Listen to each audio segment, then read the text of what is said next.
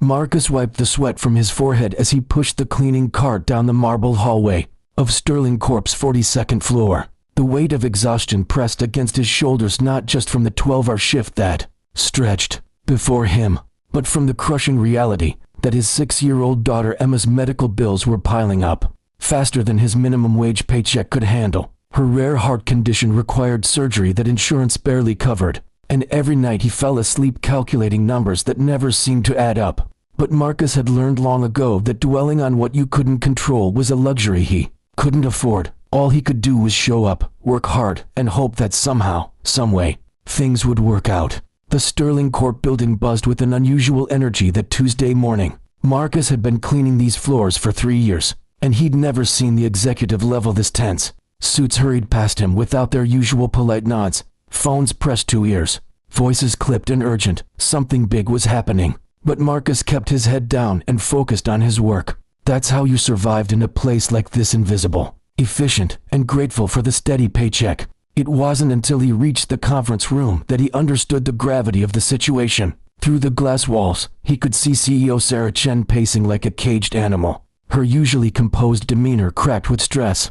Across from her sat 3 Korean businessmen in impeccable suits, their expressions stone cold and unreadable. Papers were scattered across the mahogany table, and Marcus could feel the tension radiating through the walls.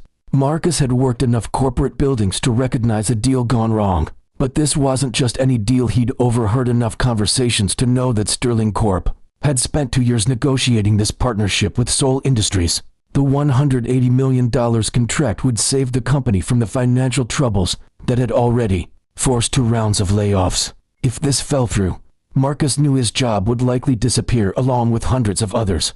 He busied himself cleaning the adjacent hallway, trying to ignore the raised voices filtering through the conference room door. Sarah's voice carried the strain of desperation as she attempted to salvage what appeared to be a rapidly deteriorating situation. The Korean delegation's responses were brief and increasingly cold. Marcus had seen this before when respect was lost, business was lost. 20 minutes later, the conference room door opened with a force that made Marcus look up from his work. The 3 Korean businessmen filed out, their faces carved from stone, completely ignoring Sarah's attempts to continue the conversation.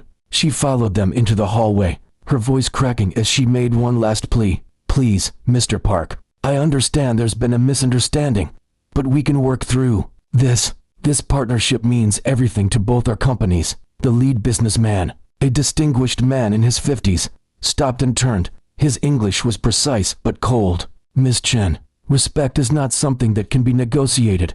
When your company shows such disregard for our culture and values, there is nothing left to discuss. Marcus watched Sarah's face crumble as the implications hit her. Whatever had happened in that room, it wasn't just about money or contracts. It was about honor, dignity, and respect. The Korean delegation continued toward the elevator, their decision clearly final.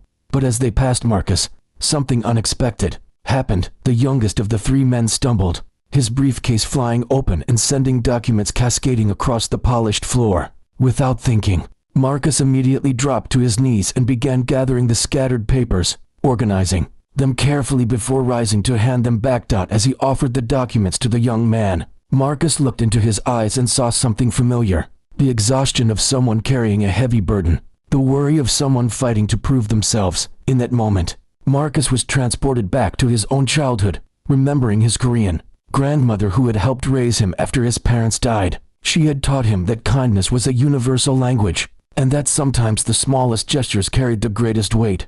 The words came naturally, in the language his grandmother had whispered to him during his darkest nights. Asterisk, it's okay, everything will be all right. Asterisk, the effect was immediate and profound. The young man's eyes widened in shock, then filled with something Marcus couldn't quite identify. The 2 older men stopped mid-stride and turned back, their expressions shifting from cold indifference to stunned curiosity. Asterisk, you speak Korean? Asterisk, the elderly Mr. Park asked, his voice carrying a mixture of surprise and respect. Marcus felt his cheeks flush. His Korean was rusty, learned decades ago from his grandmother's patient lessons, but he managed to respond. Asterisk, just a little. My grandmother taught me. Asterisk, what happened next would replay in Marcus's mind for years to come. Mr. Park's entire demeanor transformed. The stone-cold businessman became someone entirely different, warmer, more human. He stepped closer to Marcus, studying his face with genuine curiosity. "Your grandmother was Korean?" Mr. Park asked in English, his tone now gentle. Marcus nodded, his voice soft with memory. "She raised me after my parents died. She always said that respect and kindness were the most important things a person could offer another human being. She taught me that how we treat others, especially when we have nothing to gain, shows who we really are." The young man who had dropped his briefcase spoke up, his voice trembling with emotion. "He said exactly what my mother used to tell me when I was scared, the same words, the same kindness in his voice." Sarah watched this exchange with growing amazement, not understanding the Korean but recognizing that something profound was happening. The tension that had filled the hallway moments before was dissolving, replaced by something entirely unexpected. Mr. Park continued to study Marcus with intense curiosity. "You work here as a janitor?" Marcus straightened, feeling no shame in his honest work. "Yes, sir. For 3 years now. I'm raising my daughter alone, and this job allows me to provide for her while she's in school." "Your daughter," Mr. Park repeated thoughtfully. "She is your priority. She's everything." Marcus replied without hesitation. "She's been sick, and I'm doing everything I can to make sure she gets better. This job, this company, it's given me the chance to be the father she deserves." The transformation in Mr. Park's expression was remarkable. Here was a man who had just walked away from a $180 million deal, who had been insulted and disrespected, now looking at a janitor with something approaching reverence. "In Korea, we have a saying," Mr. Park said, his voice carrying the weight of deep cultural truth. "Filial piety is the root of all virtue. A man who sacrifices for his family, who works with dignity and honor, regardless of his position. Such a man understands what truly matters." He turned to Sarah, who had been standing frozen, watching this incredible scene unfold. "Miss Chen, in your office today, we felt disrespected. Your team made assumptions about our culture, spoke to us as if we were simply numbers on a spreadsheet. We were prepared to end our business relationship forever." Sarah's face went pale. "Mr. Park, I sincerely apologize if there was any disrespect. It was unintentional." "I believe you," Mr. Park said, his tone measured. "But intentions matter less than actions. However, this man," he gestured toward Marcus, "has shown us something important. He has shown us that respect and kindness still exist in your company. He has shown us that there are people here who understand what it means to honor others." The young businessman stepped forward, his earlier composure completely transformed. "My name is David Park. I am Mr. Park's nephew, and I was terrified of disappointing him today. When I dropped my briefcase, I felt like I had failed everyone. But this man, he helped me without expecting anything in return. He spoke to me with kindness when I felt most vulnerable. That means more than any contract." Marcus felt overwhelmed by the attention, but Mr. Park wasn't finished. "Miss Chen, we will reconsider our decision, but not because of your presentations or your profit margins. We will reconsider because of him."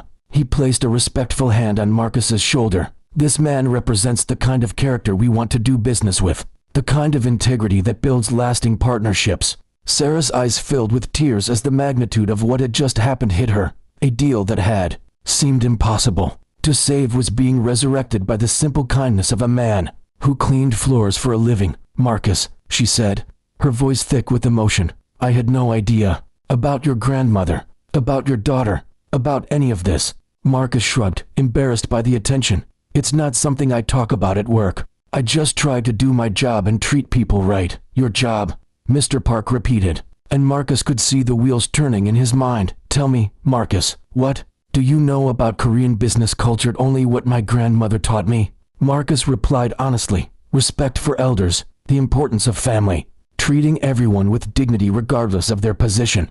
Mr. Park exchanged a meaningful look with his colleagues. "Miss Chen, if you are serious about this partnership, we have a condition. We want Marcus to be involved in our cultural liaison work. His understanding of both cultures, his integrity, his character, these are exactly what we need to build a successful relationship." Sarah looked at Marcus,